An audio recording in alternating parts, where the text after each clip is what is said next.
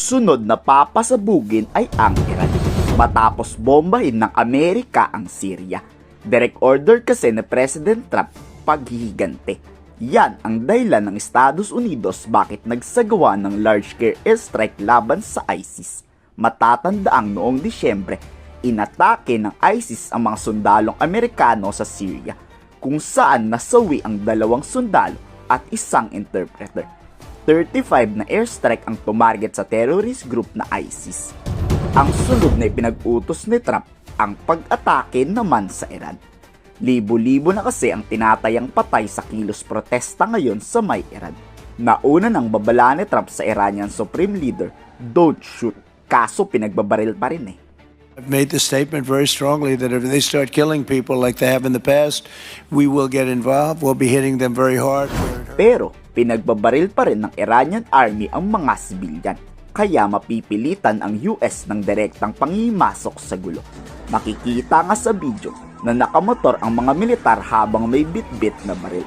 Hindi masikmura ni Trump na mismong leader ng Iran ang nagpapapatay sa kanyang mga kababayan. Lahat ng military options pinag-aaralan ng Amerika sa pag-atake gagawin sa Iran. So it looks like, and there seem to be some people killed that aren't supposed to be killed. These are violent. If you call them leaders, I don't know if they're leaders or just they rule through violence. But we're looking at it very seriously. The military is looking at it, and we're looking at some very strong options. We'll make a determination. Hindi pa nga umaatake ang US Air Force, pinagbantaan agad ng Iran ang Amerika pag tinuloy nito ang airstrike na gagawin.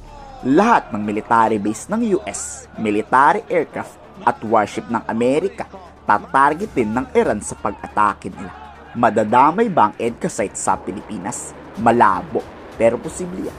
Death to America. Yan naman ang sigaw ng Iranian Parliament. Grabe ang Iranian Supreme Leader, no? Wala nang makain ang mga Iranian dahil sa bulok na sistema, prioridad pa rin nila ang makipaggera sa Amerika at pagbuo ng missile. Alam nyo ba bakit nagkakagulo? $1 katumbas ng halos 1 milyong Iranian rial. Kaya gustong-gustong patalsigin sa pwesto ang Iranian Supreme Leader. Kaso ayaw umalis sa pwesto ni Iranian Supreme Leader Khamenei. Kung tutol kayo sa gobyerno, pagbabarilin kayo. که در صورت اقدام برای حمله به ایران هم سرزمین اشغالی و هم تمام مراکز و پایگاه‌های نظامی و کشتی‌های آمریکا در منطقه هدف مشروع ما خواهند بود و با این اعترافات صریحی که در قصد تجاوز نظامی به ایران کردی در چارچوب دفاع مشروع خود را محدود به واکنش پس از اقدام نمیدانیم و بر اساس نشانه‌های عینی تهدید اقدام خواهیم کرد لازم بود این را به شما و به همه همپیمانانت در منطقه بگویم که اشتباه محاسباتی نکنید که پشیمانی سودی نخواهد داشت.